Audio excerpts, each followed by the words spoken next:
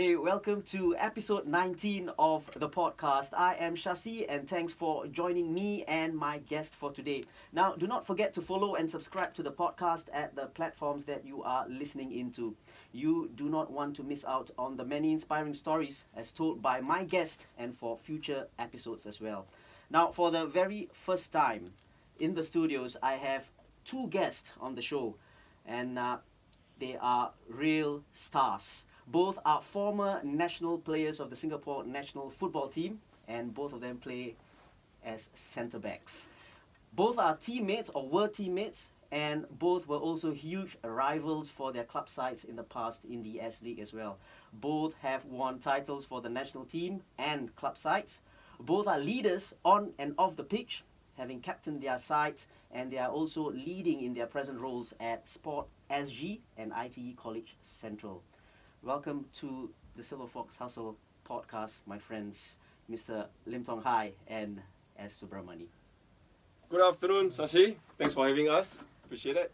Hello, Mani. Thank you, Sashi. Mani is Thanks for having us. Mani is very self-shocked. Mani is a little bit shy. Guys, I know you guys as solid centre backs. Both of you are strong in the tackles, no nonsense approach on the pitch, characters and leaders on and off the pitch as well. But I think so often than not, a lot of people, they focus on the success, the achievements, you know, the gold medals and what have you, and the championship medals. But I love the process, the character, the attitude side of things, and I think both of you have that in abundance, right? And we're going to talk about that later on. Let's go back to your formative years growing up, right? Tong Hai, let's start off with you. How were you like? How was up? I like Yes. as growing up? Oh gosh. You want to start from the when I first? In primary school. Okay. How I get interested in playing football is basically the influence of my uncle. Right. They were Malaysian representative. Right. Tiong Kim, Kim Yes. Chun, Chuan Chin, Hong Guan. So in Malaysia they were known as the Lim brothers. So household name. Right. So when it came over to Singapore to play in the Malaysian League, the so-called the Malaysia Cup, I will follow them into the stadium itself, and will sit on the bench. Right. Back then we were still allowed to sit on the bench and actually absorb the atmosphere there, Nice. and nothing beats that. Seriously, Right. Right. it's amazing. That's somehow get me interested in playing. Pick up soccer. I remember your uncle Lim Tong Kim, Mm. a legend as well. He went on to play in the German league as well, German League, right? Division 2 Hertha Berlin there. Yeah. And he also became a coach in Germany. He was with FC Bayern. Right. He was coaching the youth team for about 10 years. And I Nice. think one of his protege is Muller. Lovely. And Muller, when he won the World Cup, he actually mentioned something about Tiong Kim, being his one of his mentor. And how apt as well, because they have just reached the Champions League final as well against PSG, a win yesterday. Very good win against Lyon this morning. They won 3-0, and it was just like. But that said, I think it's a bit pity to Lyon. I mean, for Lyon, Yeah, they missed two-seaters, and in football, it's all about taking chances. If you listen to or you watch the game itself. They missed two beautiful chances, open chances, and they didn't take it, and that's it. Yeah, right. Mani, growing up, how were you like? Were you as quiet as you are now? Sashi, actually, I started when I was about 10 to 11 years old. Right. Probably started with my neighborhood friends, especially, playing at the white deck Yep. and basketball court, so and so forth. Then slowly started playing when I was in secondary school. Okay. That's when slowly my interest in football actually grew. Okay. It's because of my fellow schoolmates and classmates. Right. We used to practically play every single moment whenever there's free time. Okay. Okay. Both before school, during school, and of course after school. Right. And this continued. I see. That's how this whole thing grew in me, Uh-huh. and then eventually football became my career. Right.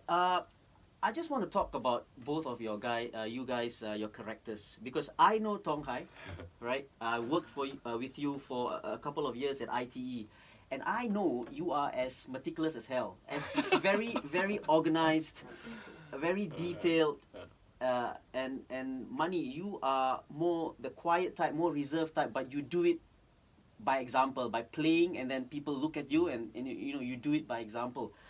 Where did you get this from? Let's start with Tong Hai. This meticulous part, you know, because I know you just so. OCD, in short. I didn't say that. Yeah, I know. You're just forcing it up from me. That yeah, it's a little bit OCD. Well, I'm known. If those people that who watch Friends, they will probably known. They will probably will compare me to Monica. Okay. You know, because it's basically I'm an OCD and I pay attention to details. Right. Maybe it's because of the way I was being brought up. Okay. And paying attention to details, so that when I mean, when you are coaching, right, you is this fine details that makes the difference. Right. I mean, we are talking about different stages of education for kids. Okay. I mean, when you are younger, of course you teach them, allow them to play. But when you are a little bit older, it's a half thing. That means a little bit more details, and you allow them to explore on their own. Right. For me, you know, we worked together for about 5 years. And you know, my pet peeve is like basically looking into details and making sure that OCD. So OCD, yes, OCD. It's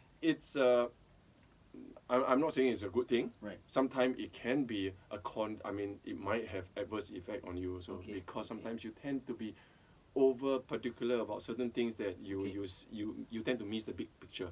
Okay. Yeah. So yeah.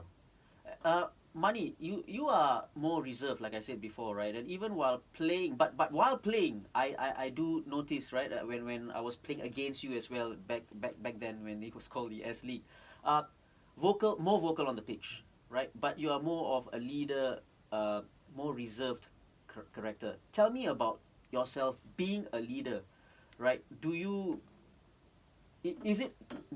it come naturally to you? Well, Sasi, I always lead by example. Right. That's one of my philosophy. Okay. Both in terms of football as well as life in general. Okay. That's the thing. Before we ask someone to do things, right, you have to show. Right. You set the right example, and obviously they will follow. Okay. That's how I was brought up since young. Okay. Because my father was so breadwinner. He's the only one who was working for the family, and he really slogged for the family. Okay. In fact, I came from a middle income family where I have 2 siblings plus my parents, and because the way we were brought up and everything we have to do on our own, and nothing much to look forward to, because you know at those days everything is very expensive and hard. Yeah. So being in a family and brought up by my parents in that manner, naturally it fit into me. Right. So how about you, Tong Hai? Like siblings? My family, we have about 6 or 7 of us. You know, I mean, I wouldn't say that 6 or 7 of us because I come from a big family. I come from a big family. Because sometimes why I say 6 or 7 of us, because my uncle sometimes used to stay on, you know, and if they hop on, it's about maybe 2 or 3 of them coming at the same time from Malaysia, and maybe just to share a little bit, my father has about 15 siblings. Yeah, my mom has about 10 siblings. Wow. So you're telling me there are about 20 odd uncles and aunties. Right. So sometimes I might not even know, walking on the street, one wire just pop up and say, hey, hello uncle, you know. Yeah, it did happen. It did happen. But coming from a big family, it's managed to, basically is how you manage your relationship with each other. That's important. Yep. Now, you guys went on to play football professionally, right, in the S League, and then obviously you played for the national teams and all. When did you guys decide that, hey, I'm going to be a professional footballer, right? When did it happen? How did it happen, you know, and when did you say, okay, I'm going to be a professional footballer? Mani? For me, I never thought to be a professional footballer. So when I started football, it's just because of the fun, the love of the game. Yeah. And eventually, it turned professional in Singapore. In I think in 96. Right. I had this opportunity while I was playing for Tiong Bahru. Right. And back then, I think Mr. Richard Oon was the general manager. he spoke to me. He said, "There's an opportunity for you to turn professional. Right. Are you keen?" Yeah. And of course, I just completed my NS Okay. just after my NS, and I was actually working in Singapore Recreation Club. Nice. Okay. Okay. And then when Mr. Richard spoke to me about this thing, I said, "Why not?" Because I Right. love playing football, Okay. and here I'm going to do something which I love. Right. I took the chance. Objections wise, did you have any objections? Parents, friends, girlfriend, or whatever at that time? Obviously, when I was You mean girlfriends, right? Yeah, that's what I meant actually. girlfriend. Right. I know your wife is listening. Obviously, when I started playing, Sasi, Yeah. my mom was against it. Okay. Since day one, she doesn't allow me to play football. Okay. Because back then, parents are very strict. Right. And for them, their only focus is, of course, studies. Okay. So they don't want me to be distracted by playing football. Okay. So from day one, she has been saying no football for me. But of course, being in love with football, Okay. I used to sneak out from home and go and enjoy football, Okay. play football. But of course, when you get back home, you will get all the... Yeah. And this thing happened for years. But that doesn't stop me from playing football. So even while playing professionally, your mom was always in the back of her mind didn't like it. No, I think to a certain extent, after somewhere around when I was 18, Okay. and then she realized, okay, Yeah. I have some decent Skills. skills in football, Right. which I'm able to develop. Right. Because right. I got into the combined school team, Okay. and there was an opportunity for me to travel. Right. When she realized this came football, she slowly let it go. Yeah, She yeah. said, okay, maybe you should try this out, Yeah. and if eventually you can succeed in this, why not? That's nice, right? Because I think, as parents, you have that, reservations as well. How about Tong Hai? When did you decide? I started playing quite young, and then I was in the game. Initially, when I started off, it was not even in football; it was in basketball. I can imagine why. Yeah, Right. because of my height, right? Yes. Yeah. Yes. So I started off I playing thought water polo. Water polo. I can't swim. so basically, I started off in basketball, Okay. and then subsequently, as we go along, like what I said, that I got influenced by my uncle.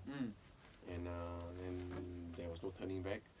I played in a league, actually I was in a NFL, or rather we started playing in a Milo scheme. Yes, if you remember, there were yes. 3 Milo Right. centers, Mountbatten, Gloucester, and Farrer Park. Right.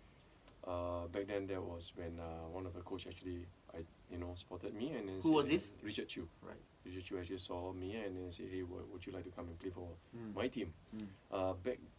That was, I believe it was a non-league or NFL team, Okay. Delta. We were training in King Seng Primary School, borrowing the lights from Delta Sports Complex. Night, no floodlights, but we make do with it. That spurred me to do better in football. Finally, I managed to play I get to represent the club in 1987, if I'm not mistaken. It was Taiwan Soccerites. Okay. In 1987, Taiwan Soccerites. 1988, I was in Jurong Town Football Club. Yeah. That's where I was selected to play Okay. in the national team. Okay. That was not the full professional because I was still balancing sports and studies. I was studying in Singapore Poly. Right. So I went up all the way to after I finished my Poly, still playing football. Went to the army, still playing football. And when I came out in '93, when I ORD in '93, I tried to apply to SPE. Back then, it was known as SPE, School of Physical Education. Unfortunately, I didn't get in because I have a diploma, and there is no. I don't think they accept diploma holders back. So there was only either A levels or uni. Probably that was a sign for me to take up football. So I was offered a full-time contract in '93 Okay. for a year. Objections? Any objections then? Well, I discussed with my parents. I said that look, I just already. Yeah. And basically, I have nothing to lose. There's no opportunity cost. Okay.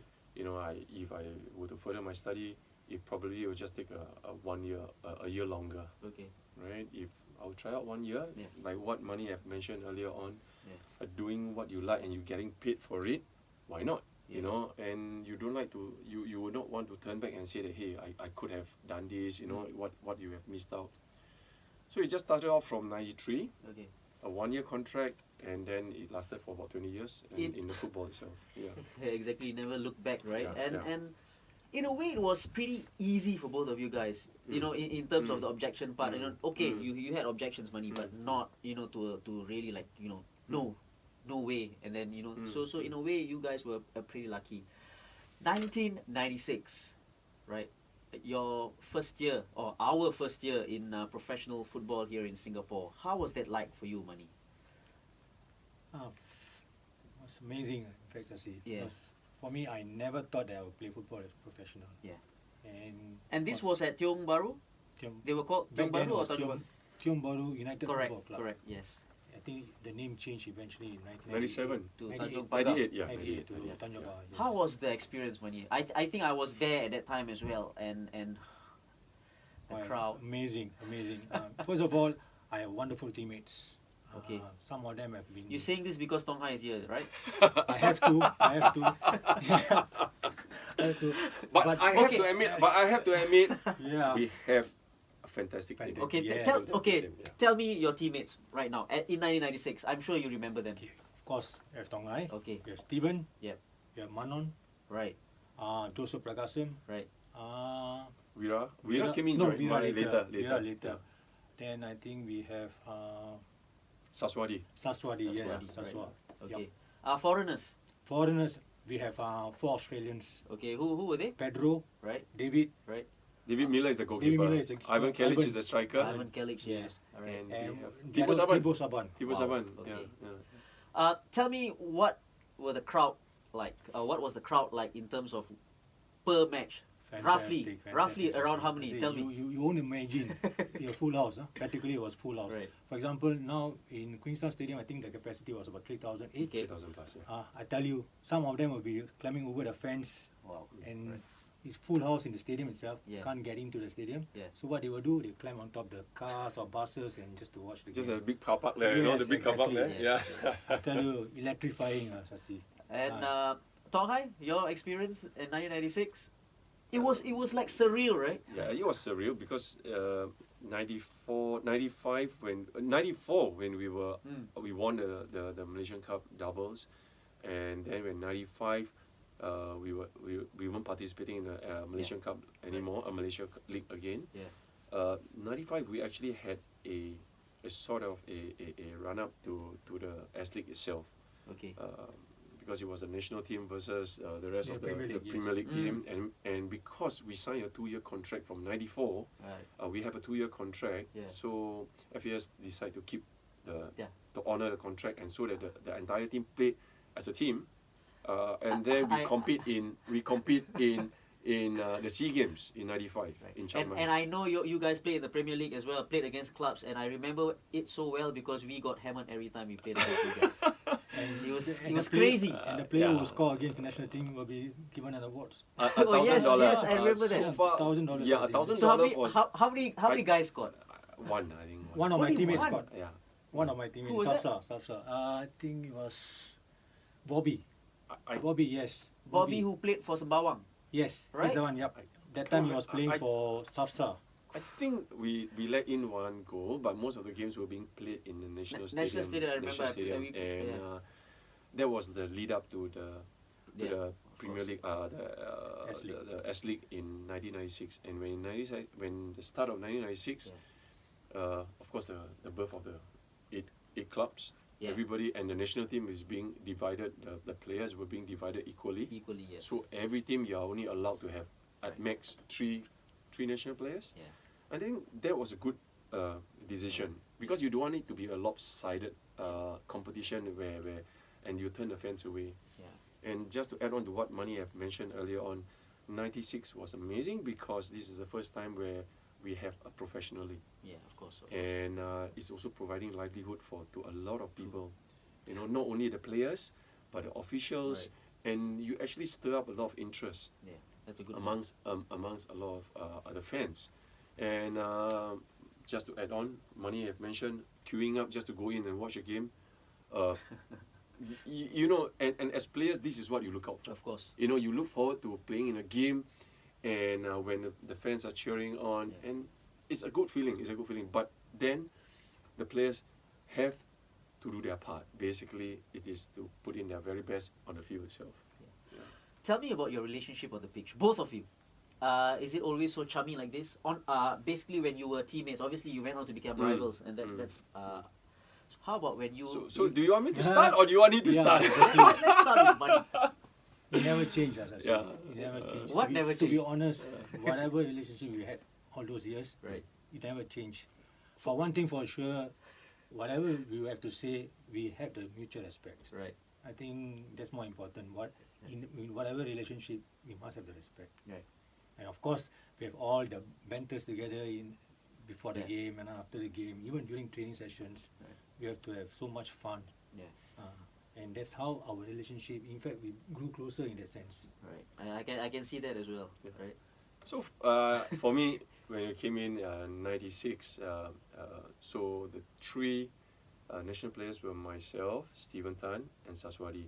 And then like 4 foreigners that we have, you know, like what Mani has already mentioned.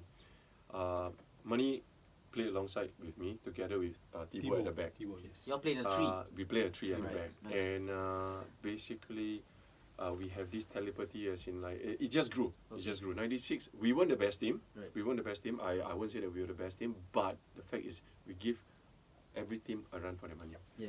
And we really, really go in like no nonsense tackles. Even, you know, sad to say, sometimes the ball get past, people do not get past, you know, Okay. to that extent. But the relationship between us grew from there. Nice. It's not just the two of us, but the entire team. Nice. The cohesiveness, the camaraderie, Understanding. the understanding, and it's just not on the pitch itself. It's beyond that, because sometimes before the game itself, we will meet up for coffee, Yeah. or even during training, post training, we will go out for breakfast. Or whoever comes late, good luck. You got to pay for the meals, right? No? Yes, Yeah. yes, I can remember. Thanks, Amos. Amos, if you're listening, Yeah. I'm sure you've like lost out on lots of money there. Yeah. You know, I think a lot of people who's listening in, and this is what this podcast is all about. You know, I think people have to realize that sport bring people together. It's a life skill. You know, people learn about struggles, being the underdog, winning things, losing things, success, failure. You know, I think that's the most important thing. And let's talk about the coaches there at that time. I think it was Robert Alberts, and then Tohairi took over, right? What were they like? You know, in the beginning, obviously at the start of the S League. How was Robert Alberts? Robert came from Kedah. Yeah, And he brought along his experience, Right. and the way he deal with the players. Yeah. He has a peculiar way of How peculiar. he has a peculiar way of inspiring players to do better. And one thing he will try to actually motivate you by actually he will try to psych you up. Peculiar. Tell me. Give me an example. Is it a reverse psychology thing, or what is it like? Sometimes yes, it does. It does. Sometimes he will say adverse thing to you and to spur you on. Okay. Sometimes, but as the second year, the third year, he changed a little bit, and He mellowed down. He mellowed down, and he one thing I enjoyed training under him is that he like what Mani has mentioned.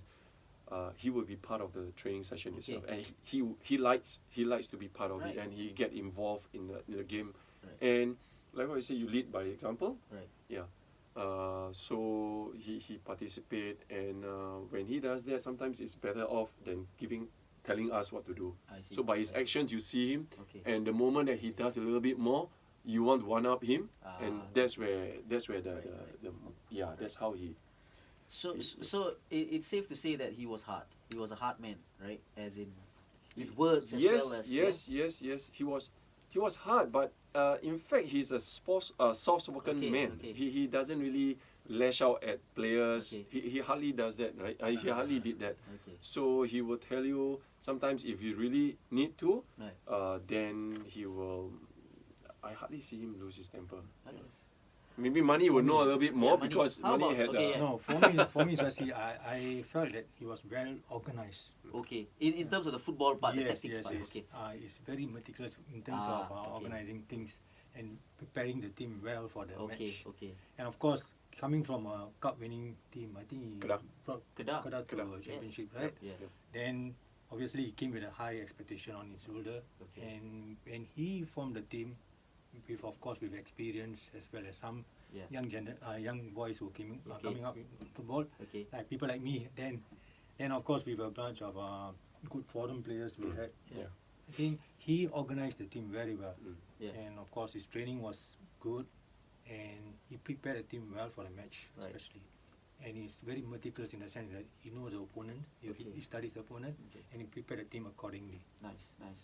That was one of the good things. True. What Mani has said is one thing that I like about the way he handles things is always training with the ball. That's good. He's always with the ball, and even with fitness, he's going to be with the ball. So at least you don't feel as if Yeah. like it's so tiring. Yeah. Yeah. We used to run Yeah. for 1 hour. Remember? There was yes. Without ball, just go and run Yeah. 1 hour, and I was like, oh, okay, you know. It's crazy, man. That's crazy. How about Tuari Paijan? He took over after that, right? How was he like, football-wise, coaching-wise, tactics-wise? Okay, to be honest, when he started, Yeah. I think he started off as a equipment manager. Okay. In Tanjung Pagar Yeah. back then. Then slowly he grew into Yeah. a coach. Yeah. Then eventually, I think in 1998, he was the assistant coach to Robert. Mm. Of course, if you ask me, that team was assembled by Robert. Okay. And then that particular year, 1998, the league finishes off. Okay. Then the cup games will start. Okay. So after the league was completed, Robert have to leave, right. and then that's when Tuari Bajan coach Okay. took over. And of course, with the team we had, Right. amazing team again, Yeah. and we went on to win the 2 cups, the Right. Singapore Cup and the FA Cup. Right. I think in terms of his coaching philosophy, he has been understudy with Robert Alberts. I see. So, and also been a professional player before. Right. I mean, at the national player before. He was able to organize the team again. Yeah. Well, and he played to the strength of the team, Okay. which was very important the last few games of the tournament. Right. And because of that, we were able to win the 2 cups. Just the differences between the local players at that time and you compare that to now. What do you feel? And speak freely, please.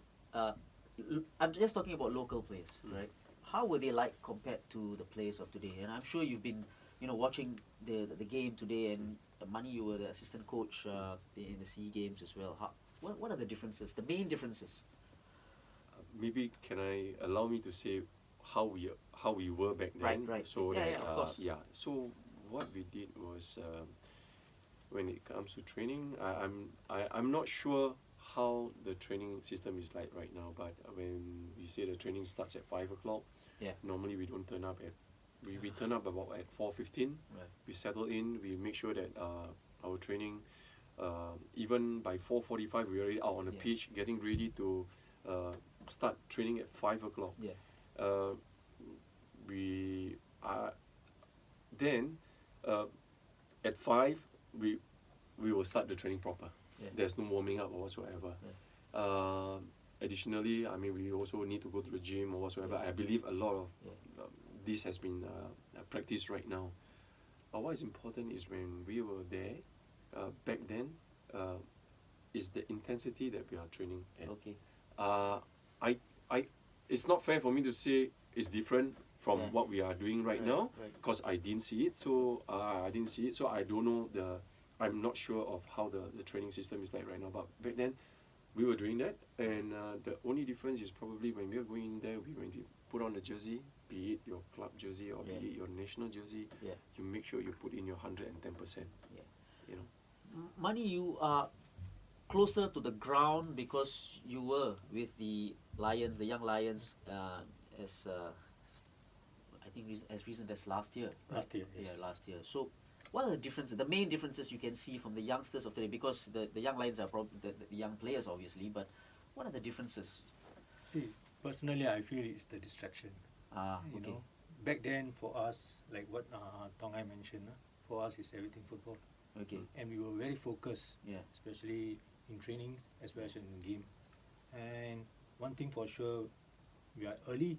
Yeah. And doesn't mean you're early if you sit in the dressing room, you chit chat, and you just come out just before Yeah. the training starts. Whereas during our time back then, we were on the pitch much earlier, Yeah. and we will do our own training. Right. We will start out with playing monkeys, Yeah. and we will just do something with ourselves. Right. What is missing in generation now, the current generation is, of course, some of them get to the training session early. Yeah. But when ask them to assemble for training session, they will just walk out slowly. Yeah. You know, just 1-2 minutes before the training session start. They are not prepared. Yeah. How are you going to start the training session? Yeah. That's the question. I am, I get that a lot as well. I think coming from the football system in IT and school game and all, I get that a lot as well, and I get very irritated, very irritated. Especially if you do come just in time, but you still walk, take your time. And we get that a lot these days, right? And it still irks me today, but we really got to move on. Sas, if you allow me to add on. Yes, please. We were both co-coaching in ITE. Yeah. Remember? So both of us were coaching the team for, if I'm not mistaken, it was for Polite. Yeah. For Polite. Yeah. And we have the teams, the players from different institutes. Yeah, the 3 different colleges coming in. And we can totally understand that if you are coming from the west, having to travel at least 30 kilometers here, we totally understand if you are a little bit late. But when we say that the training starts at 5, okay, of course, I don't expect you all to be turning up at 4:15 or whatsoever. Yeah. But do have the courtesy to turn up at 5. Even if you are late, at least show some urgency to turn up. Not when you're late, half an hour late, you still stroll in, and then you come and tell us that, because my bike broke down, this and that. I can totally understand that. Yeah. But it's the attitude that they come in with, and it actually rub off the players from the rest of the team. And they will look at you and, wow, how is this happening? You know what happened next. Yeah. We send one of them back. Yeah. Right? We send one of them back, Right. and I say, look, you may be the star of the team, but we have a team to look after. And if you think that you do not wish to play for the team, then I'm sorry. Thank you so much for your services. You may leave. Yeah. Yeah. The next training, he came on time. Yeah. Right? Yeah. Yeah. So what you're saying is it can be done.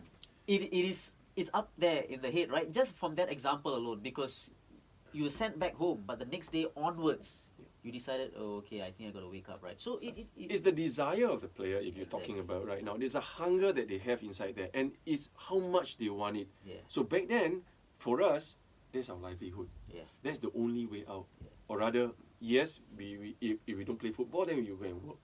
Yeah. But then again, that livelihood is something that everybody yearns for. Yeah. So why not? And they make good of it. So it's the desire that you have there, and and how much you wanted it. And if you wanted it that badly, then chances are you want to work hard for it.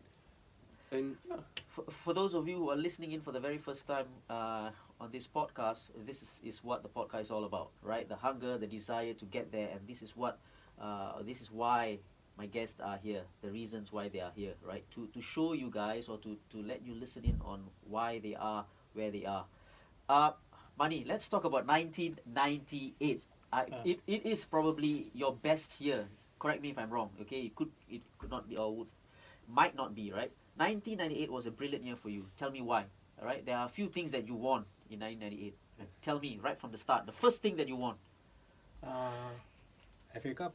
FA Cup. yeah, I think so. Second FA thing Cup, that you won. Singapore Cup. The third thing that you won. Tiger Cup. And there's one more. There's something else that you won. Player of the Year. That is 4 accolades that you won in 1 year. I don't think anyone has won that before, ever, right? It's amazing. FA Cup, Singapore Cup with Tanjong Pagar, Tanjong Pagar, right? yes. And S-League Player of the Year. Not bad for someone who we will talk about that a little bit. A late bloomer, right? So-called late bloomer in football. And Tiger Cup, right? Firstly, speak about your Player of the Year award. Who were you up against in that category, if you can remember? Wow. It came to me as a surprise, as Yeah, well, to be yeah. honest, because there were some good names. I think Sundram was there. Was he nominated as well? Yes, That's- Sundram, Wow. Stephen Tan. Then I think one of the foreign player from Sembawang. What is it? Joselito? No. No, centre back. Melome. Yes, Yeah? I think he Milome. was. Cecilia or something, right? From Sabah. Yes, Yeah, correct. yeah, correct. yeah. Yes, he. And these are the names I can Right. just remember. And it totally. Like but I you say, had- I didn't expect it. But you did have a great season, right? Of course, I see. Individually as well, right? I'm talking about performance-wise. Could you have felt it like, okay, I'm having a very good season here, playing-wise? Actually, I had a very good season because Right, you right. can feel throughout the season, Yeah, especially during the league. yeah. In fact, we lost out to Southsa Yeah. based on goal difference. The league, right? The league. Okay. Yes. And I think Tong Hai will echo the same thing. We had an amazing season. Yeah. Good team. Yeah. And of course, when you are playing with good players around Yeah, you, of course. naturally you feel confident. Yeah. And of course, when I was playing, I had this confidence in me that Right. hey, this season This is could going be to be the year. something different because past 2 years, 96 and 97, we came close, Yeah. but we didn't win anything. Both years, I think you were third and runners up. if I'm not mistaken. And let's not forget, right? You finished runners up, but you were up against SAF FC at that time. They were real Yeah. powerhouses. The Powerhouses. Croatians, Yeah, they the- were the- real, yeah. absolutely brilliant team. You know, and I was there as well in the Prime League and coming up. So that was your Player of the Year award, right? How about the Tiger Cup? It was the first time in a while that the national team won something, you know, in the region, right? How was Okay. that like? It's the same thing when we set up for the competition, Yeah. and nobody actually gave us an inch. Yeah. To be honest, no reporters actually accompany us for the tournament. I think Really? Only one. if I'm Who was mistaken, Jose Raymond. Jose Raymond. Yeah. Okay, and together with I think San Toxing, if I'm mistaken. Okay. Okay. And there were a lot of changes in the team, of course. Some of the senior boys right. retired, and of course, Coach Barry Ibrit was the coach. okay. He assembled a team of some experienced players. I think Okay. only Kade, Nazri, Right. and Rafi was in the team, the Okay. senior boys. The rest were some juniors as well as Okay. newbies in the team. Okay. And what he brought to the team was confidence.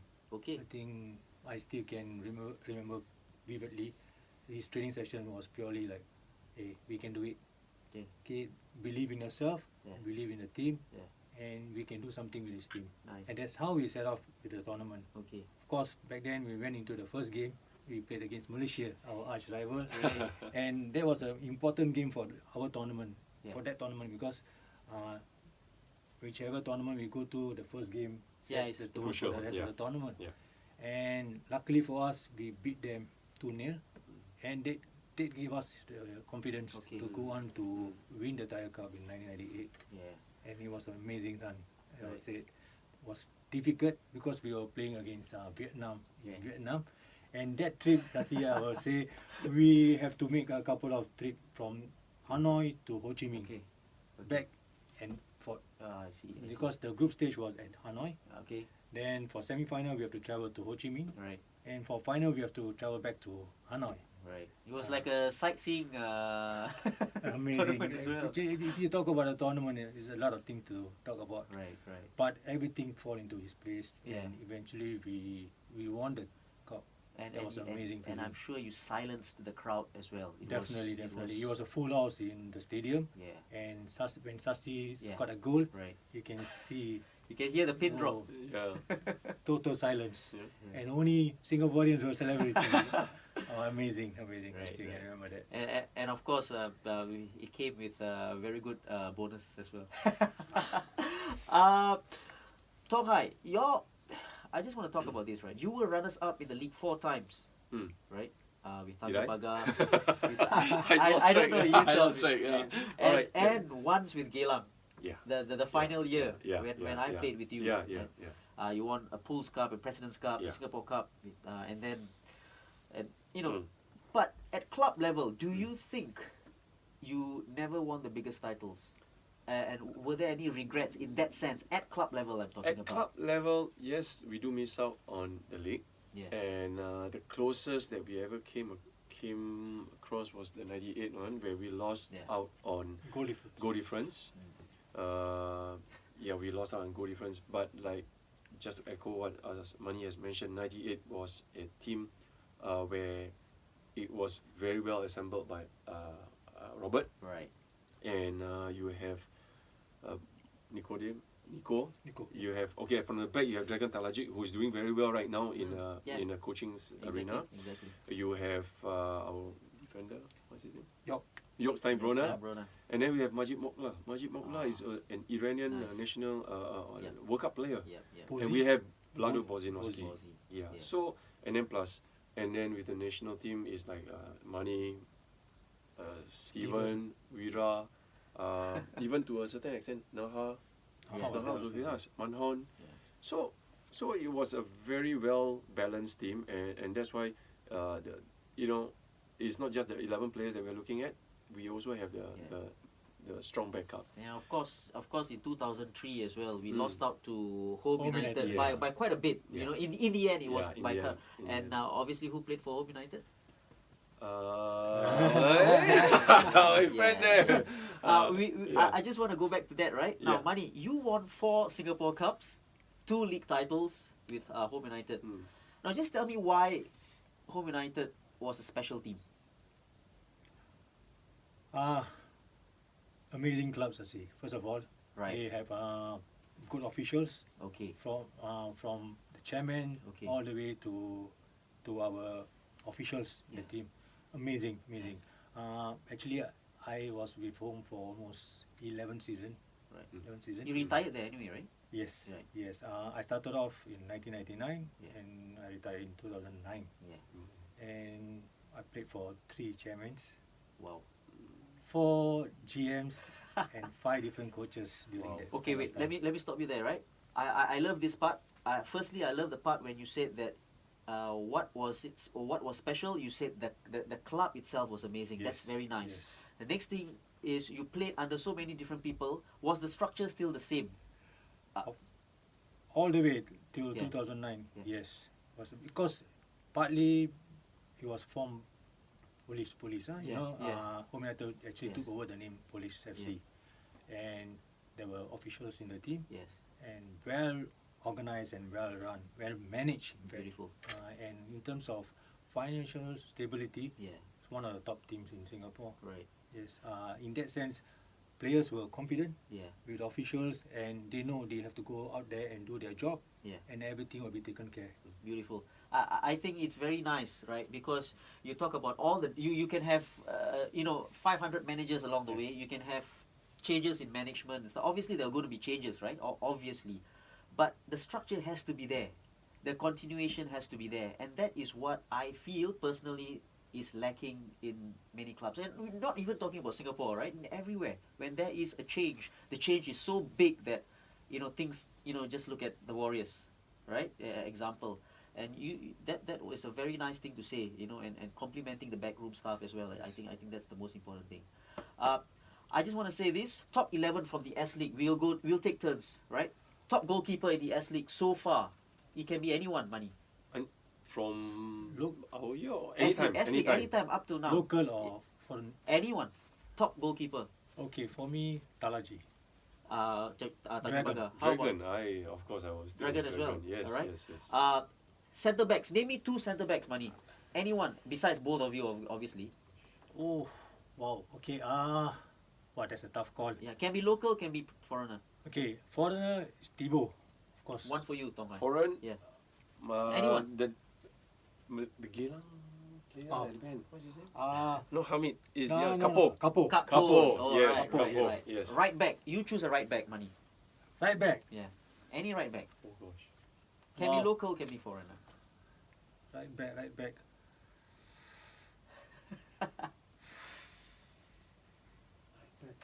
I think it's. Noraman. Is it? No Rahman. No Rahman. Nice. Jumat Jantan. Jumat Jantan. Jumat Jantan. Alright. Yes, Okay, yes, we correct. go for two central midfielders. This is a tough one as Tough well. call. Yeah. Okay. For me, So many. Bozi, Bozinowski. Zodbox. Zolbach. Both from Yes, United. yes. How about you? Majid. Anytime. Yeah, Majid, Majid, yeah. and I would say Vlado. Bozinowski. Bozinowski. Yes, yes. Lovely. Mm. Right. Strikers. Two strikers. Wow. Again, it's another tough call. Yeah. Let's see. Of course, Ekma, Beautiful. Ekma, Yeah. teammate, Yeah. both club as well as Okay. national team. Okay. Locally, you know, there's household names. We have Fandi, we have Indra, Okay. Alam Don't Shah. be greedy. Just say two only. I have to say Tongai, two so many strikers. Tongai, two strikers. Cannot. There's too many. Too like what I many, mentioned. yeah. There's too many strikers to mention, and it's not fair to just highlight the Yeah. one or two of them. But I would say that we do have good local and foreign strikers. I mean, like what Mani has Okay. mentioned, Fandi, Sundram, Indra, even Latif, Okay. Alam Shah. Alam Shah, and even to Shari Ishak. I mean, there is a who's who in football. And then for foreign players, you have your Milko, Milko. you have your Ekma, you have your Alex as Nico, well. you have your Alex. Goran. And Goran. yeah, Goran Polish, and there's so many names that it's endless. Okay. Yeah. Best coach you played under, Tongai? Can be anyone. Can be national team or club. To Best me, coach. The best coach. Unfortunately, he was just with us for a short while. Milos Kovacev. Lovely. Yeah. Lovely. Milos Kovacev. Yeah. How about you, Mani? It's really a tough call. See. Come For on, me, Mani. all- Stop sitting on for the me, fence. For me, all the coaches I've played for, amazing. Okay, if you ask me to name one, Yeah. I would say Steve Darby. Okay. Nice. Nice. Man manager. Tactically. Fantastic yeah. gentleman yeah, and yeah. very honest Nice. coach. Nice. Lovely. Yep. Let's move on to the national team, right? Tongha, you made your debut in 1988. If I can recall, 19 years of age, right? And Mani, you made your debut in 1996, and you were 24 years old. I want to speak about that. Do you look at footballers nowadays, right, making it into the national team, and they can come in as young as 17, 18, 19. At 24 years old, Mani, do you think that you were a late bloomer? It In is- today's context, yes. Of course, if you Yeah. base on football, Yeah. yes, it's a bit too late. Right. But age is just a number. You see. Nice. First of all, you must have the desire Right. that you can do the best you can do with your Right. ability. And for me, I was fortunate. Even though it's a bit late, Yeah. I came into the national team at the age of 24. Yeah. Like what you just mentioned. It was tough back Yeah. then. So many good players, Right. and it was very difficult to get into the national team. Yeah. For the matter of fact, in order to play, I think it was really Yeah. a huge challenge, and you really have to sit and Yeah. wait for your chance to arrive. And I was very fortunate because I played with some Yeah. best teammates I had in the national teams, and with their encouragement Yeah. and their support, I was able to play, Yeah. even though I was only 24 then. Lovely. How about you, Tonghai? Your debut as a 19-year-old player. How was it like? Goosebumps, butterflies in the stomach? Wow. This brings back about 30 over years ago. Yeah. My Wow. goodness. Yeah. I was selected in 88. Yeah. Po Leong was the Okay. was a coach, and David Tan was the manager. Who did you play against? Do you remember? 1988. Yeah. I didn't make my debut in 1988. The reason why is I was selected in 1988, okay. and I was in the Malaysia Cup team. Right. We hardly played any international tournament, or even if we do, Yeah. I was not in the school. Okay. So for 1988, it's basically a bench warmer. Okay. Even if I get to the bench, Yeah. I get to play in 1989. My first match was actually against Korea in a pre-World Cup qualifier in Korea. What an opponent to play against. What an opponent! And you were just going in. Next thing you know, if I remember correctly, Ao Yong was injured, and then I went in. For the last 15 minutes, I was just gasping for air. It's so cold, and the Koreans are so fast. The next thing you know, he was on your right. 1 second later, off they're gone, and you basically and welcome to international football. Right. It's all about speed and the aggression that they have. Well So put. it was really an eye opener, Yeah. and it was like really going in and trying to learn as much as possible. Right. Basically being thrown to a deep pool and then start to swim. Nice. A very good experience, but of course not a nice one after all. Of course. Of course. Yeah, and then we pick it up along the way. Nice. Sasi, if I were Yeah, to say something, please. I mean, it doesn't matter how long you play for the national team. You know, playing for the national team itself already is a huge honor. Yeah. Yeah. Especially Mm. donning on the jersey and singing Well the said, national well said. anthem. Yep. I think even you have to play 1 minute, I think it's amazing. Okay. That experience we cannot buy. Okay. You just have to cherish the I'm moment. I'm just looking at you say that, right, and I can even see it, like the pride while you are saying that's amazing. I'm going to jump the gun because I wanted to ask you guys later on about this, donning the national colors, right? My opinion, all right, it's not you guys, it's my opinion that it seems a little bit too easy nowadays for players to get a national call up. Okay, what I'm saying is after 2 or 3 good games, even if you are 17-year-old, you get called up to the national training squad, for example, and stuff like that. I do feel that it's a little bit too easy, right? What do you feel about that? When probably it's the quality of players that we have during our time. Yeah. Everybody was putting a hard fight in the squad. Just imagine when I was in the team itself. Like what I say, it took me a long time to break into the team. We have who's who at the back line. We have Said Shuko, we have Buhan Abu Sama, we have Razali Saad, we have Sudiat Dali, Ishak Saad. You can't even smell the thing just being there. Right. So that's the competition that we have and we face day in, day out. Do you know that when you are given a chance as a substitute, You're gonna grab you it. better make sure go in, you grab it, and you do what you can. And even if you do well, if you did well, that doesn't guarantee you a position in the team for the next game. Okay. So it's a hard fight. In fact, it's not even the game itself. It is in the training where the battles are fought. Right. And then when you manage to establish yourself, then yes, Yeah. So whether is it easier now, I'm not sure. Mani, tell me. Um, Because you've been coaching the young lions, assistant coach and stuff like that. I'm sure you've seen certain players from the young lions getting called up as well, right? Yeah. Do you think that for some of them it's a little bit too easy or too early for them? Now I'm not talking about age, right? Because age is just a number.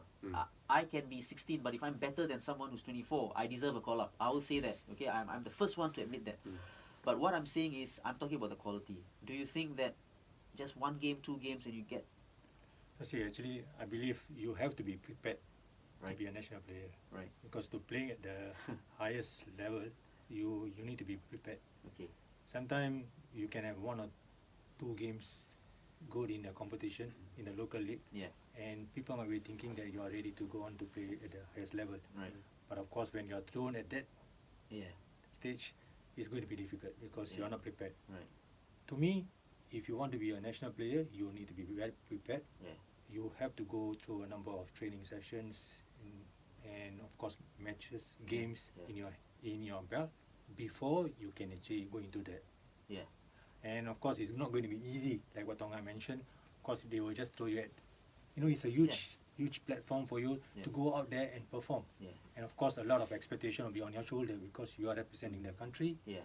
And for example, you are playing for Singapore, 5 million people's expectation is on your shoulder, and you have to carry the burden. Yeah. It's not going to be easy. Right. So again, you need to be prepared. Yeah. I just want to share one experience. We had a World Cup qualifiers, I think in 2005, if I'm Right. not mistaken. We played Japan Okay. in Saitama Stadium. Right. And in that game, we have one player. His name is Tengku Okay. Mushadat. Musharat. Yeah. To be honest, he was in our reserve squad Okay. in Home United. Yeah. He was from Home United. He was in our Prime League team. Okay. I don't think so. He get any first team opportunities. But For the club side. yes. Okay. This was actually echoed by our coach Steve Darby, who was the commentator for that match. Wow.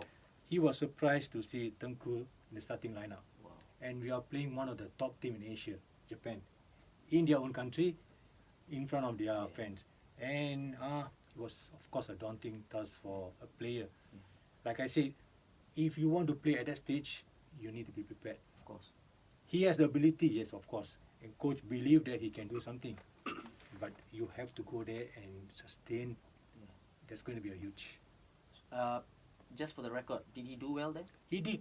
He only played for 20 minutes. First 20 minutes. First 20 minutes, he got a cut on his head and you have to be substituted. Okay. Now, I have to say this, right, and to listeners as well, you know, just tuning in and listening in to this, it is no fault of the players, obviously, because he got selected, right? So it is no fault of his being selected and stuff like that. So it's very important that, the selectors and what have you, it's very, very important. Like you said, he wasn't even playing in the club side, and then to get selected and play straight off, and that could be damning for the player as well. It could kill him off, right? Actually, that's very true. I was just about to jump in on that, and because there is a lot of expectation the moment you put on the national jersey, there is a lot of expectation on you, and like what you have mentioned, whether you are young or whether you are a senior player, it depends on how you handle the pressure. Right. Because if you are younger, then yes, expectation will be there, and the moment that you are maybe you are age 16 or 17 and then you are being selected to be in the national team, suddenly the whole world just weighs on your shoulder. You know, you are a national player, and also your expectations are different now, and when you are walking among your peers, and it's a matter of how you handle the newfound fame. Right. Pressure gets to them. If they cannot sustain it, and then it's safe to say that it's pretty individual, right? It's different players handle things differently. Exactly. You look at Haris Harun. I was about to say that. He's brilliant. Haris is a classic example where he was introduced to the national team at quite a young age. If I'm not mistaken, 16, 17 years old, and then he played the game, and he has been there ever since, doing very well right now, and but there is probably one in 100. Of course, yeah. You know, so it's how you handle the fame, and subsequently how much the desire you have. And I think how the coaches exactly. Handle them as well. They need to handle them properly. And I think one good example is Reddy. I think he's done very well in that sense in terms of dealing with the younger players. Correct. Trying to If I were to share back then in '94 when we were in the national team, it's a good blend of senior players, junior players, and a little bit of this intermediate there. So the senior players are always the one, people like Malik, Sundra, people Malik, Fandi, and they will be the spokesperson, and they will be the one hammering discipline into the youngsters, and they led by example. Like what Mani will say that what I want to do, what I want them to do, I will make sure that I practice what I preach. And there is something for you to look forward to. And for the youngsters, there's something to look, this is something that I'm supposed to be doing. But that said, currently, it's whether is it practice or not, that's left to be seen. Right. Very quickly, how was the '94 team, Mr. Tong Hai? Double. I know the players were. Yeah, we just had a reunion. Oh, really? Yeah, we just had a reunion. Raj just had how was national. Yeah, that was a great catch up with Douglas Moore after 20 years. Wow. Great catch up. A great team, wasn't it? Yeah, that was an amazing team. We were just sharing the route to the championship. We started off with Ken Warden. Yes. He left us. He In left the us in a he left us in a lurch in about 4 or 5 days just before the kickoff. And Douglas Moore just came in and yes, I'll tank it, And but what was amazing is after 26 years, we are still in contact. Nice. and the team can still speak so fondly, so vividly about the experiences that we have 26 years ago, with the kind of the ups and downs, the happiness, and the all these experiences that you cannot replicate.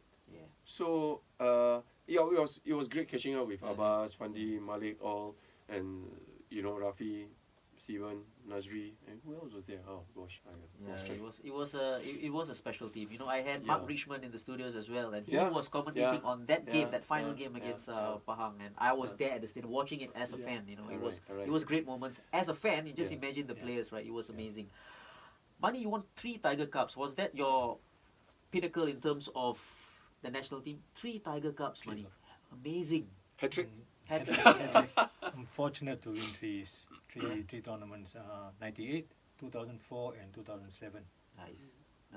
98 was with Coach Barry, and 2004 and 2007 was with Coach Radi. Tell me a little bit about Reddy. Wow, Coach Radi.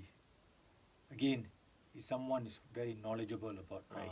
Asian football, especially. Okay. He was coaching in Middle East.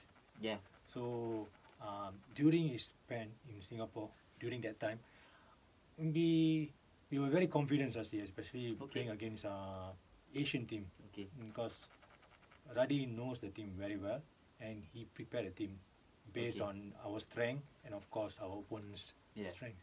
And in that sense, he knows how to prepare the team. Yeah. And with his knowledge in Yeah. terms of Asian football Right. and experience which he had in terms of a player, Right. he was able to form the team so formidable in that sense. Yeah. And of course, with the help of Shasha, who was our fitness coach, Right. they really Yeah. drill us I up. think those were Yes. like the Batman and Robin of they were Detective. yeah. When we went into the tournament in 2004, I tell you, we all were feeling super fit Okay. and full of confidence. in that Almost sense. untouchable, right? Yes. To a certain extent, we had this confidence in ourselves Nice. quietly, Yeah. because again, nobody actually thought and gave us anything about. But eventually, when we start the tournament with a game against, I think, Malaysia again. no, 2004 we played Vietnam, if I'm mistaken. Yeah. Yes, Vietnam, and we drew with Vietnam. Yeah. And that was one of their tougher opponents, right? Yes, and of course, from that game onwards, he gave us the confidence, and we went on to win the champion. Nice. The best player you have played with at national player, Mani. Wow, that's a tough call, as I say, please. Come on. You stop sitting on the fence. Wow, so many players. Yeah. Best No, player. Come on. I can't really name one single person. Okay, a few. A few. Yeah, a few. One gentleman just next to me. Yeah, just of course. because he's sitting beside you. Again, Yeah, of just course, beside. Fandi. Right. I have ID, Sasi, Right. Nazri. Nazri, yeah. Nazri. Then we have Gusta. Yes. Gusta, amazing player. Tong Hai? Wow. You can go way back in 1988. Oh gosh, it's a huge list of players that we are talking about, be it local or national players, right? Yeah. National players, Kade is definitely one of them. Okay. Kade is one of them. David at the back. Okay. Yes, I had a lot of scolding from him, but David, that's where right? I learned. Yeah. That's where I learned. And there are times when he will just come out and shout at me and scream at me, and then after that you turn around and say, "It's okay, just for show." I experienced that Yeah. also. Yeah, but that's okay. his way of Yeah. coaching you. And along the way, yes, we do have people like Malik. Yeah. Of course, you can never skip Fandi. Yeah. With this kind of his presence itself. Yeah. Strike fears into the defense. Nice. So I mean, just to name that few of them, there are a lot of others. Yeah. A few toughest opponent you played against, like in the national team, like obviously a striker, right? A few tough opponents. Just name me a few. I'll help him out now. Yeah, Maybe sure. for me, I would just say that I have a few, be it in a Malaysia league or even a national team. Zainal Abidin is one of them. Okay. Yeah, Dola Saleh. Yeah. You have strikers, Thai strikers like Katisap. Okay. We have all these people. Do you play against Piapong? Pong, no, I just played with him I think once. You did, buddy? Yeah. I did. How was he? That Easy to game, handle? That game against Thailand, I was still remember, Sasi. I think it was in 1996. I think you were in the team also. 96 years. Oh, Remember Pong we was still played- there. Yes. Oh, okay. We played some of the best strikers in Thailand. Yeah, We have Ketisak, yeah. we have Natipong, Wow. Oh my Okay. Natipong, gosh. we have Piapong, Yeah. then we also had Waterwood, if I'm not mistaken. Oh my, the giant. I Waterwood, tell you, yeah. amazing strikers. Yeah, Right, yeah, right. yeah. And of Nice. course, Ketisak, Zico of Yeah. Thailand. Mm. He played for the Warriors as well when he Fantastic player. Super Yep. player. Nice. We move on from the national team, right? Now, this is the part that, you know, I want listeners to listen out to, because like I said before, we talk about successes. People want to hear that, and it's wonderful. And you know, my daughter says this, you know, funnily, sometimes she says this, right? Failure is a part of success. Failure is part of success, and I didn't know where that came from How her. old is your daughter? She's 5 years old, and she You must have sent him to a. she's You probably- must have sent her to a good school then. no, Yeah? no. She's probably pulling a fast one from somewhere. She heard it from Yeah. somewhere, right? And Yeah. and it's an eye opener, and I believe this, Mm. right? Let's speak about both of you guys' darkest moment in football, and how you overcame this, because all of us have our demons and what have you, right? We start off with Mani. What was your darkest moment, and how you overcame that? See, I always believe, you know, the pain Yeah. in failure have a greatest effect on you, the joy in success. Yeah. Of course, when you lose, Yeah. you always reflect why this thing happened, and of course, all the adversity in your life, it will make you a better person. Right. And for me, in terms of football, it was in 2002, the game against Malaysia where we lost 4-0. This was the AFF. Championship, Right. yes. Our first game against Malaysia, Right. and of course in our own former Malaysia National Stadium, team. In the backyard, yeah. backyard, and in front of our own fan, we went on to lose the match 4-0. And even now, today, when I'm talking about it, I still can feel the pain. Right. And that game, for us, everything went not what we expected. Okay. And from the start, it was not our game. Yeah. And eventually, when we lost, it was a humiliation for us. Right. And till today, even though I've won 3 Tiger Cup, I still have this back in my mind now. We lost to Malaysia Right. 4-0. Still painful. I have to say this, the reason why, you know, most of us would feel that way even after a very long time, is the pride, isn't it? Yes, Right. see, And I almost gave up. You know, I almost wanted Wow. to leave the national team after that match. were there criticisms like outside of football, as in like were you walking out of the stadium Of course, or of course. in the park or in the mall? You know those days, huh? When you lose the game, you better don't go out to the street. Right. It happens, of course, and it was not a pleasant moment, you know. Okay. And like I said, I almost wanted to stop international football, but of course I had some of the coaches I spoke Yeah. to, and they advised me. They told me, they said I still have a good football in me. Yeah. a How couple old of were you years. then, by the way? 2002, I was already 30. Yeah. Mm. Oh, those were like peak time, man. Peak days in terms of football. And then and of course I also don't want to live at the lowest point of my Right. career.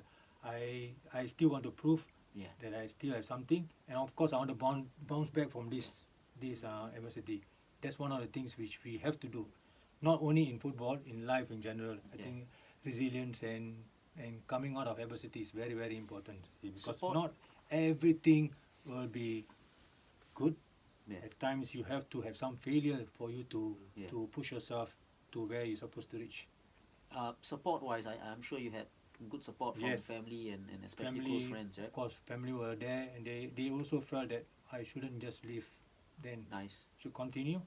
And of course, I took that advice, Yeah. and I was able to continue playing for the national team for a couple of years. And we are all glad that you continued, because you went on to win a further 2 Suzuki Cup, right? And I Yes. think that was something that you had to make amends, and you did that. So congratulations, Mani. I Thank think you, that was thank you. good to hear, you know, and this is what we're talking about, right? And how about you, Tong Hai? How about me? What was your darkest moment in football? I know. Well, Let's put this out. I've spoken on a few occasions about my darkest moment in football. Back in 2015, before the SEA Games, I think Mark from ST actually asked me for an exclusive. I said, yeah, let's talk about it. And you know, it has got to be the '93 SEA Games that where we you know, I scored the 2 own goals. Yeah. And for the record, and thanks for allowing me to set the record straight. As in, like, we yes, I scored 2 own goals, and the game ended 3-3. Yeah. The game ended 3-3, and we lose out on penalties. Yep. But of course, people might say that, hey, look, if you didn't score the 2 own goals, then chances are we would not have to. Yeah. And that was the best chance Singapore ever had at winning a gold medal. That was a good team, wasn't it? That was a good team. Now, things happen. Unfortunately, in my enthusiasm of the game, I would try and defend, like, whenever.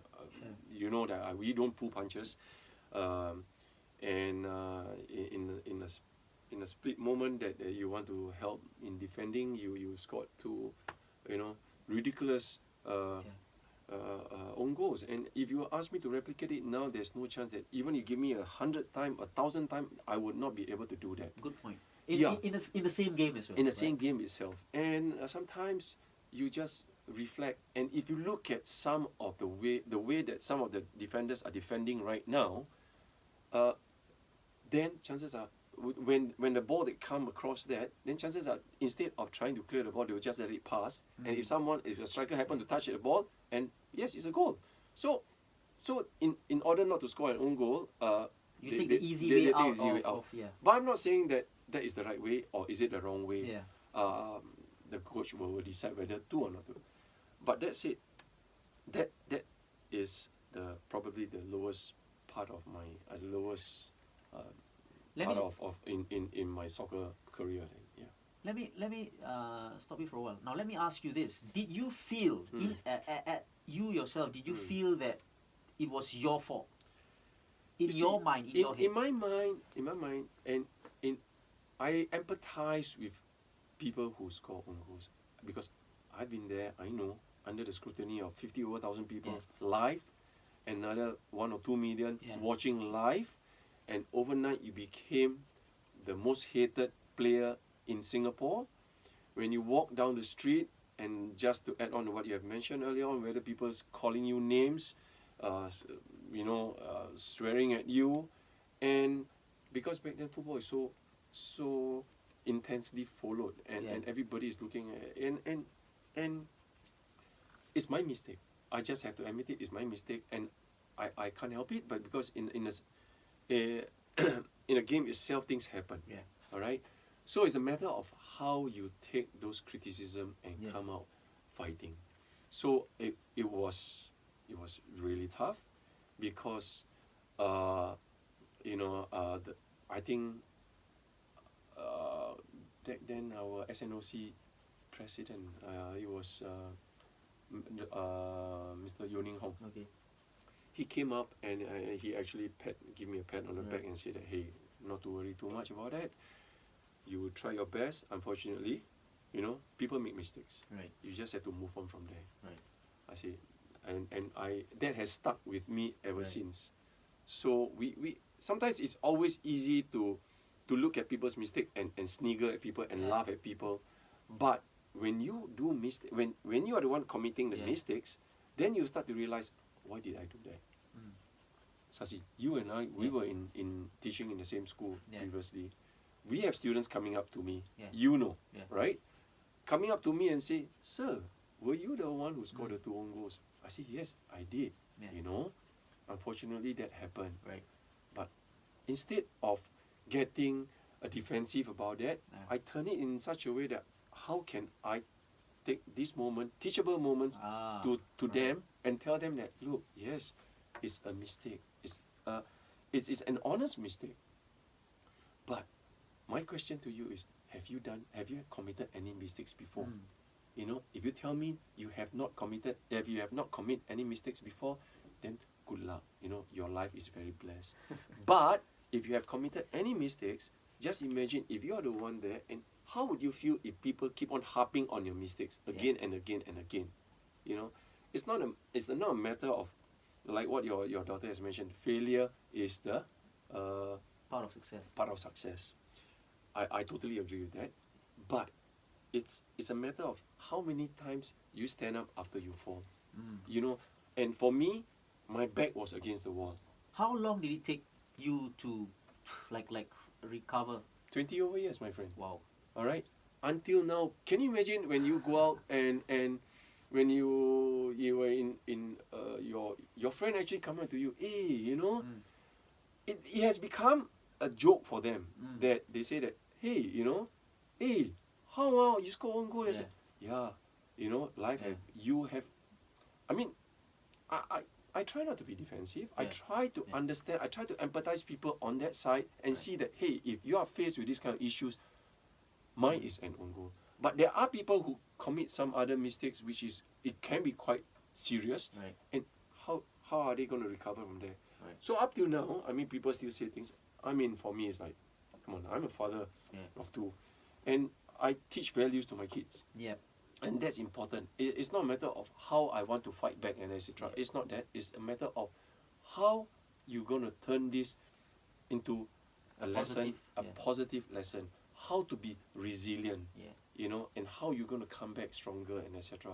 Right. And that's the only thing I can do right now. Gentlemen, I have to say that thanks for sharing those dark times, and even now while you are talking about it, I can feel the pain. I can feel whatever that you know it's tough, and thanks for sharing that. It has to be very, very difficult, right? And I got to say that kudos to both of you. You've grown stronger, absolutely stronger. All right, and take my word for that. I also have to add on to what Mani has mentioned also. It's never going to be easy. Yeah. But the support system must be there. Very true. Support system is so critical in, like, for me, I'm lucky to have my family with me. I'm lucky to have my wife with me. She was there all the while. My mother, my father, my family, my siblings were all there backing me up. Yeah. And they will know the moment when I hide, I go into my one corner and, you know, and they will be the one who is always, you know, managing my emotions. And I can tell you seriously, it is not easy. It is not easy. So support system is critical. And Mani, I have to say this as well. For both of you as well, you will also know who your true friends are. Exactly. At the lowest point, right? At the lowest point, you will know who your true friends are. Allow me, since we are talking about, allow me to share that. And the lowest point, can you imagine? I have a friend calling up my wife the next day after the two goals, the semi-finals. Yeah. Telling my wife to say, hey, why don't you just tell Tong Hai to quit the dream team? You know, he's just not good enough for that. Wow. I say it's like, gosh, not a time like that to tell someone, you know, and it's really a time where you really open up your eyes and see who your true friends are. Yeah. You know? Is he still your friend, by the way? I forgot his name. Right. It's good that you forgot his name, because I think he should have just shove it up, right? Somewhere where the sun don't shine. Thanks again, right? Now, just moving on very quickly, right? Coach or player, which do you prefer?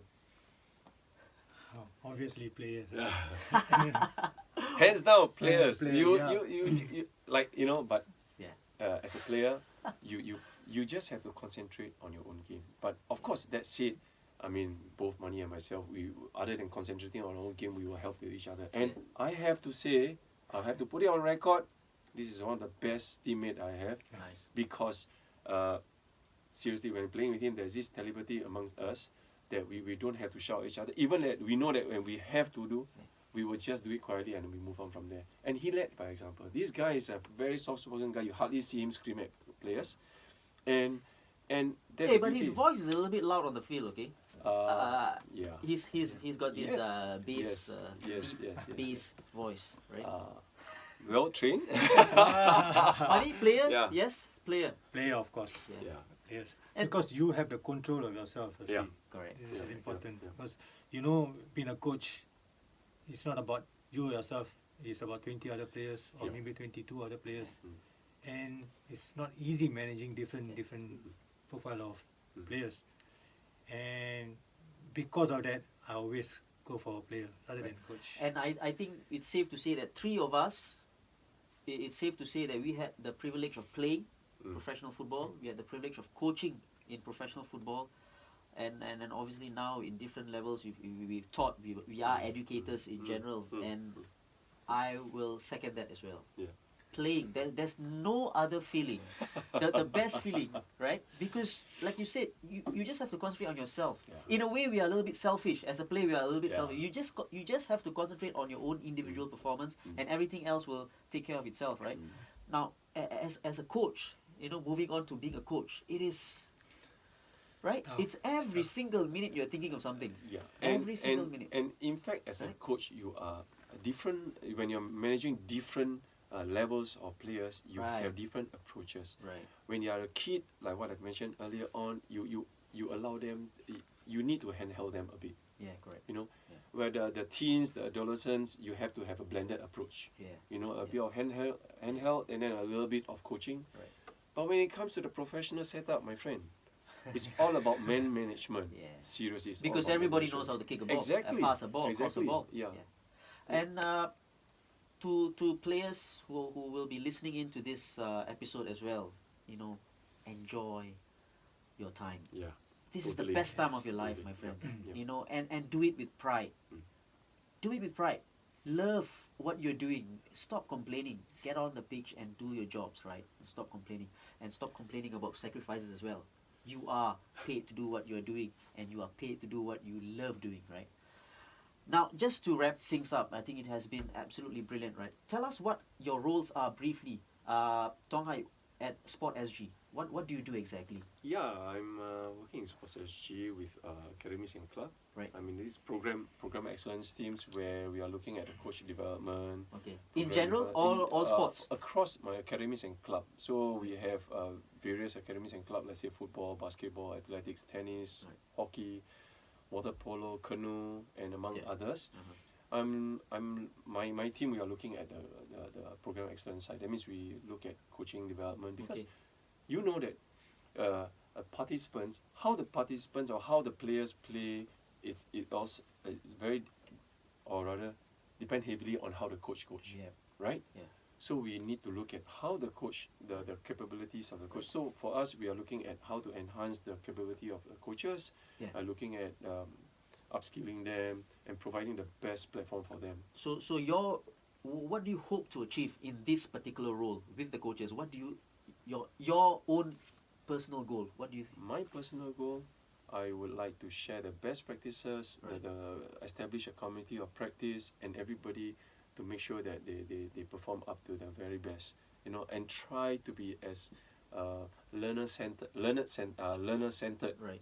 and not just like a coach. Back then when we were trained, we were saying that it's a little bit of a harsh side, Yeah. but now we need to have a different approach in coaching our It's players. changing with the time, Yep, isn't yep, it? yep, Yeah. yep. How about Mani? What are you doing now? Tell us all. Currently, I'm the Section 8 in IT College Central, Right. physical education. Right. My job is, of course, I'm leading a group of staff Right. who will be doing the PE lessons for our IT students. Right. And what do you hope to achieve in that particular role? For me, I always believe we need to guide students Right. to gain physical literacy, which is very important. I think they have to embark on lifelong active lifestyle, Yeah. which is very, because currently, the modern world where Distractions again, right? technology, handphones, everything replace everything, Yeah. and students mainly they have a sedentary lifestyle Right. where they don't want to really participate in physical activities. Yeah. This will be detrimental for their health. Yeah. So for me, my main objective is, of course, to train the students Right. to pursue physical activities for lifelong. Nice. I think we all been there, right? About the kids of today, the youth of today, the distractions and all, and it's quite alarming that you see kids nowadays who can't throw a ball straight, throw. I'm talking about throwing, right? Not even kicking. It's Motor really skills. motor skills. It's very difficult to see that it's painful, and I hope both of you have success in whatever you're doing right now. I truly hope so. And I think what Sport SG is doing as well, we didn't have that before. Yeah. Right? Mark Richmond is leading the athletes, right? He's Yes, team lead with yes. athletes. In and fact, just to add on to what you have mentioned earlier about we are talking about fundamental movement skills. We do have a program there, and basically inculcating sport into kids at a young age, and we are trying to promote multidiscipline. You are not just sticking to one sport, but you're trying to different sports, so that when you grow up, you never know whether you're a good athlete. So that's like or to echo what Mani has mentioned, is also to educate them on physical literacy. Finally, guys, Tong Hai, we start with you. Any advice for athletes and footballers of today and the future? Well, I think we have shared that. Important is enjoy the moment. Right. I think if telling you to train hard, I think I would say that the moment you put on the jersey, whichever jersey you're putting on, give your very best. Yep. And sometimes it's not a matter of you are bound to face with obstacles. Learn to overcome it, and you become stronger from there. Well said. Mani?